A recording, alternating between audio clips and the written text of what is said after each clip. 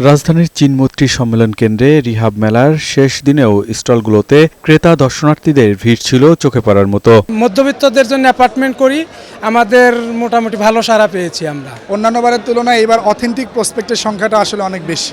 একই ছাদের নিচে সব আবাসন প্রতিষ্ঠানের স্টল থাকায় যাচাই বাছাইয়ের সুযোগে সন্তুষ্ট ক্রেতারা। রিনাউন্ড কোম্পানি হবে, তাদের প্রাইসটা একটু হাই থাকবেই, বাট ট্রাই করে যে এক্সপেকটেশন মিট করার জন্য কারা কি ভালো ভালো আবাসনের সুব্যবস্থা রাখছে সেই জিনিসগুলো দেখা যাচ্ছে।